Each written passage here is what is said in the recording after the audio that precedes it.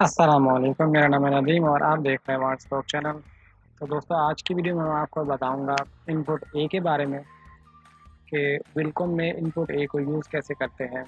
और इसके अलावा आज इसकी हम प्रॉपर्टीज़ को भी देखेंगे कि इसकी प्रॉपर्टीज़ में कौन कौन सी चीज़ें यूज़ हो रही हैं। तो वीडियो स्टार्ट करने से पहले मैं इसकी थोड़ी सी डिटेल बता दूं आपको कि ये यूज़ कहाँ कहाँ होता है। इनपुट ए कॉलम शेप के लिए यूज़ किया जाता है कि जो स्टिचिंग वगैरह, जो मशीन की स्टिचिंग वगैरह होती है वो दोनों साइड से पैरेलल वर्क कर। तो चलिए वीडियो में आपको मैं इसको बना के दिखाता हूँ कि इसको यूज़ कैसे करते हैं। तो अगर आप यहाँ पे देखें वेलकम के अंदर, तो सिंपल सी कॉलम शेप मैंने आपके सामने ये बनाई हुई है। इसको हम यूज़ करेंगे कि ये इनपुट ए इसके अंदर किस तरीके से वर्क करता है। अगर आप यहाँ पे देखें तो ये इनपुट ए है और अगर इसकी जो शॉर्टकट की है वो F4 है। अब मैं आपको इसको डिजिटाइज करके दिखाऊंगा कि इनपुट ए को यूज़ किस तरीके से करते हैं और इसकी जो पैरेलल साइड है, मतलब दोनों साइड पैरेलल किस तरीके से वर्क करती है, ये भी मैं आपको बताऊंगा। तो सबसे पहले क्या है, इनपुट ए लेना है आपने। उसके बाद आपने इस जो ये मैंने शेप बनाई है, शेप के इस कोने पे क्लिक करना है। क्लिक करने के बाद अब आपने या तो इसके बिल्कुल जिस कोने पे आपने उसको क्लिक किया उसके बिल्कुल अपोजिट, मतलब लेफ़्ट साइड पे या राइट साइड पे आपने उसके अपोजिट एक पॉइंट देना है लाज़मी। उसके बाद फिर आगे बढ़ना है आपने। अब आपकी ये एक स्टिच पूरी कंप्लीट हुई, उसके बाद फिर आपने यहाँ पे हाइट जितनी देनी हो शेप के हिसाब से, कि जितनी ज़्यादा टाँके लेना चाह रहे हैं या जितने जिस हिसाब से आप एंगल रखना चाह रहे हैं वो भी आप इसके अंदर सेट कर सकते हैं। आप जितनी हाइट पे लेके जाएँगे उतनी हाइट तक का एक बॉक्स हो, उसके अंदर जो एंगल होगा वो उतनी हाइट तक होगा। अगर मैं यहाँ रखता हूँ तो एंगल यहाँ आएगा, अगर हाइट मैं ऊपर लेके जाता हूँ तो एंगल यहाँ पे आएगा, स्टिच का एंगल। तो मैं आपको वो भी दिखाऊँगा कि इसके अंदर स्टिच एंगल किस तरीके से वर्क करता है। तो मैं इतनी सी हाइट ले लेता हूँ। उसके बाद क्या करना है, अब ये देखें मेरे पास एक इलास्टिक स्टिच आ गई, इलास्टिक जैसी लाइन आ गई कि ये अब दूसरी साइड मुझसे मांगेगा कि आपने इसकी दूसरी साइड भी देनी है। तो मैं इसके बिल्कुल सेम सामने एक अपोजिट लाइन पे क्लिक कर देता हूँ। उसके बाद फिर आगे बढ़ूँगा इस तरीके से। तो मतलब कि ये दोनों साइड आप बराबर चलती हुई जा रही है। जैसे ये पहला टाँका यहाँ लिया, पहला स्टेप यहाँ, दूसरा यहाँ, फिर तीसरा यहाँ, चौथा यहाँ, बिल्कुल आमने सामने दोनों साइडें कंप्लीट चलती हुई आगे बढ़ रही हैं। इसके बाद फिर मैंने यहाँ क्लिक करना है और फिर यहाँ क्लिक करके उसके बाद आप या तो इंटर प्रेस करें या फिर आपने स्पेस प्रेस करना है। जैसे तो ये स्टिच क्रिएट हो जाएगी। अब अगर आप इसके अंदर देखें तो आपको स्टिच के अंदर ये दिख रहा होगा कि ये स्टिच किस तरीके से वर्क कर रही है। मैं अगर इसको छोटा करके दिखाऊँ, काफ़ी बड़ी शेप है।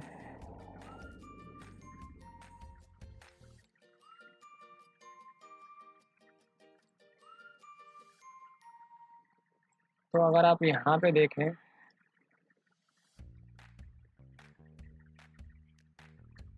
तो इसके जो टाँके हैं वो इस तरीके से वर्क कर रहे हैं कि पहला टाँका यहाँ लिया, दूसरा टाँका यहाँ, फिर तीसरा यहाँ, चौथा यहाँ, मतलब कि एक कॉलम शेप के अंदर ही स्टिचिंग चल रही है और दोनों साइडों से स्टिचिंग चल रही है। जैसे मैंने आपको बताया था कि ये कॉलम शेप में वर्क करता है। तो ये तो इसके बाद अगर आप इसकी प्रॉपर्टीज़ में आए तो यहाँ पे आपको इसकी स्टिच वगैरह दिखेंगे कि कौन कौन सी स्टिच को ये सपोर्ट करता है। मतलब सपोर्ट करना मतलब कौन कौन सी स्टिच में इस टूल को आप यूज़ कर सकते हैं। तो ये तमाम लिस्ट आपके सामने है। आप यहाँ से स्टिच कोई सी भी लेना चाहें, आपने मतलब जिस तरह का डिज़ाइन बनाना चाहें उस हिसाब से आप यहाँ से बना सकते हैं। उसके बाद अगर आप इसकी प्रॉपर्टीज़ में आए तो यहाँ पे आपको स्टिच वैल्यू दिख रही होगी। यहाँ पे आप स्टिच वैल्यूज़ के अंदर सबसे पहला ऑप्शन है स्पेसिंग का, कि आपने स्पेसिंग कितनी रखनी है। मोस्टली 60 टू 70 .70 mm यूज़ होता है इसके अंदर। और अगर आप इससे ज़्यादा गप रखना चाहें तो स्पेसिंग कम कर सकते हैं, और अगर आप ज़्यादा कम रखना चाहें तो आप स्पेसिंग बढ़ा सकते हैं। इसके अंदर 1 पॉइंट से भी आगे जा सकती है, जितनी मर्ज़ी आप इसके अंदर स्पेसिंग रखना चाहें रख सकते हैं। उसके बाद अगर आप यहाँ नीचे हैं तो स्टिच काउंट है। स्टिच काउंट के अंदर अगर आप यहाँ पे आपको ये एरो दिख रहे हैं कि आपने जो इसकी मतलब कि मैं प्रॉपर्टी वो इंक्रीज़ करनी है, डिक्रीज़ करनी है, आप यहाँ से कर सकते हैं कि कितनी स्टिच आपने रखनी है। अब ये स्टिच काउंट का मतलब ये है कि यहाँ पे एक ही जगह पे उसमें 3 बार या 5 बार या 7 बार टाँका लेने के बाद फिर आगे बढ़ेगा, फिर 3 बार 7 बार, ये जिस हिसाब जितनी भी आप काउंटिंग रखेंगे उस हिसाब से इसके अंदर ये वर्किंग करेगा। उसके बाद अगर आप यहाँ नीचे आते हैं तो ऑटो स्प्लिट है। कि ऑटो स्प्लिट क्या होता है? ऑटो स्प्लिट ये होता है कि एक मैक्सिमम आपने स्पीड दे दी, मैक्सिमम आपने एक लेंथ दे दी कि इस लेंथ से आगे टाँका नहीं जाना चाहिए। तो क्या करे सॉफ्टवेयर, क्या करेगा कि आप जैसे यहाँ पे 7 एमएम है, 7 एमएम का जो एक टाँका होगा, मतलब एक साइड से लेकर, अगर मैं यहाँ दिखाऊँ आपको, इस साइड से लेकर यहाँ तक 7 एमएम का टाँका होना चाहिए। 7 एमएम से अगर ज़्यादा टाँका हुआ तो मशीन ऑटोमेटिक यहाँ पे, मतलब सॉफ्टवेयर ऑटोमेटिक यहाँ पे स्प्लिट डाल देगा कि जो मशीन का जो टाँका होगा वो यहाँ एक टाँका लेने के बाद फिर आगे बढ़ेगी। 7 एमएम की लेंथ तक टाँका जाएगा, उसके बाद फिर स्प्लिट हो जाएगा, टाँका लेने के बाद फिर आगे बढ़ेगी, मतलब कि उसके अंदर स्प्लिट डाल देगा। यहाँ पे मिनिमम लेंथ भी है, अगर आप यहाँ पे रखना चाहें तो मिनिमम लेंथ भी रख सकते हैं।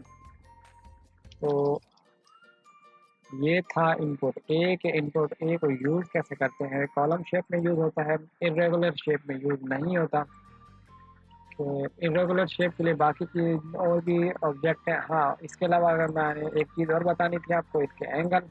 तो ये देखें, मैंने आपके सामने लगाई थी, जहाँ जहाँ जितनी हाइट तक मैंने लगाए थे वहाँ वहाँ ये तमाम एंगल आ चुके हैं। आप यहाँ से स्टिच के एंगल चेंज करके स्टिच की जो डायरेक्शन है आप उसको चेंज कर सकते हैं। उसके अंदर शेप डालना चाहें तो शेप वगैरह भी, कोई से भी शेप बना के आप सेट कर सकते हैं। तो ये तमाम जिस एंगल के ऊपर है कि आपकी अपनी मर्ज़ी है जिस हिसाब से इसको सेट करना चाहें।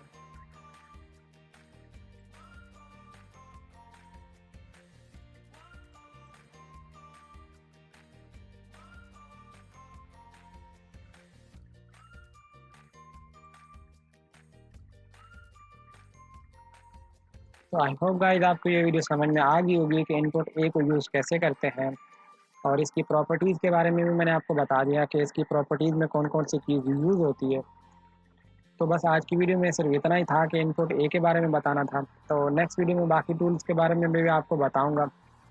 तो मुझे इजाज़त दीजिए, अपना ख़्याल रखिएगा। अल्लाह हाफ़िज़।